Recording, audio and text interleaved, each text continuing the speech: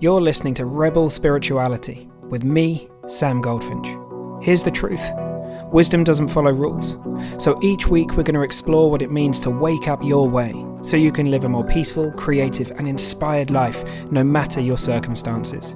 It's time to blaze your unique path to truth.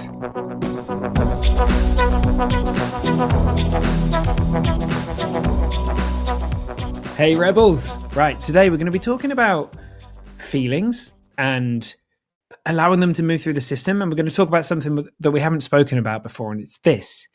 Feeling our feelings is not a transactional process, all right? So I've noticed a pattern that often happens. I've worked with thousands of people now to help them work through their feelings, and it's funny, interesting, look, listen to that language, to help them work through their feelings, to help them feel their feelings, and to see that all they need do is do that, and the rest of everything will take care of itself, right? Because what often seems to happen is people they hear the message loud and clear. Okay, Sam, I can see my feelings are safe.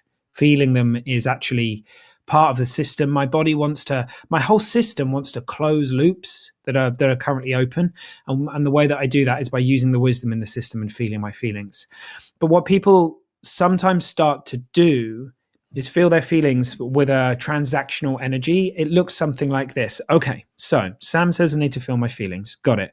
I'm going to be with this wave of sadness and I'm going to feel it so that I can get rid of it, right? Now, the thing about feelings is they want to be felt unconditionally, all right? They have their own time span. They want to be honored. I'm kind of personifying them here. They're an energy, of course, but sometimes it can be easy to talk about them in this way. They want to be honored. They just want to be allowed in and welcomed. And they will pass, but they will pass in their own time. And when it comes to an energy like sadness or grief or something like that, as long as we're not replaying a story, if we're outside of a story and we're with the energy, they can often pass a lot quicker than we would imagine. Sometimes they have this kind of chapters and they have a very natural kind of a swing this way and that way, particularly with grief. There can be times of the year where we may feel something and it comes up again and again, and it's supposed to be that way, right? It's supposed to be that way. We're not doing it wrong when we have those experiences.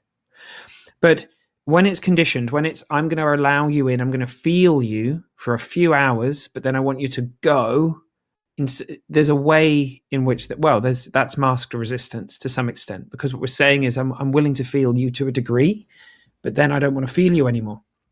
And actually, that is completely innocent, but that resistance to allowing these things to have their full flow, for allowing them to move through the system in the way that they're there to use their deep wisdom. Yeah, their deep intelligence that's much, much deeper than like an intellectual intelligence or something like that. Wisdom in the system. You know, language has been around for 100,000 years, pretty late to the party. And it's powerful. Language is incredible.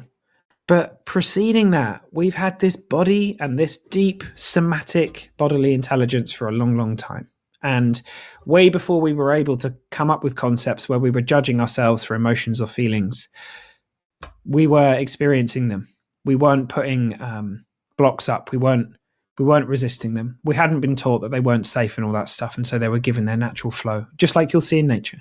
Just like if you go and hang out with a badger for a day. In fact, maybe don't do that because they, not sure if they'll be happy about that. But yeah, you go hang out with any animal for a day and you'll see just how they're not turning any of these things into a problem. And they're definitely not trying to put a transactional relationship on feelings.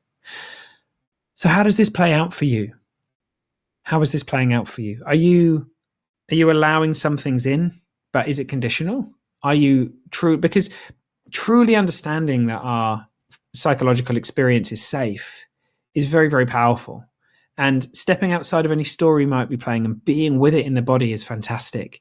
But we also have to honor it and welcome it and allow it to be there for the time that it needs to be. Very often, the kind of beautiful irony of this is once we learn that and once we see that insightfully for ourselves, many of these energies, they shift much, much quicker than we thought. And many of the energies have been hanging around because we've actually been feeling the resistance to feeling it as well as the energy, right? Very often the energy of not allowing something to come in is another energy combined with the original emotional charge, and you get both of those things at the same time. If you add some story and judgment on top, so then what can happen is we can really feel like Sam, it's so much, like it's too much for me to handle, like I can't feel that. But we're not actually feeling the pure raw emotion or the energy. We're feeling it plus the judgment plus the story plus the resistance. That's what makes it so difficult. That's what makes it so challenging. The moment we breathe and cry or dance or whatever, things ease up. It's we can trust that. We can trust the system. We can trust in something much bigger than our personal mind that is telling us, oh, I won't be able to do this. I won't be able to feel this. All right, team. I hope you have the most amazing week. I'll see you soon.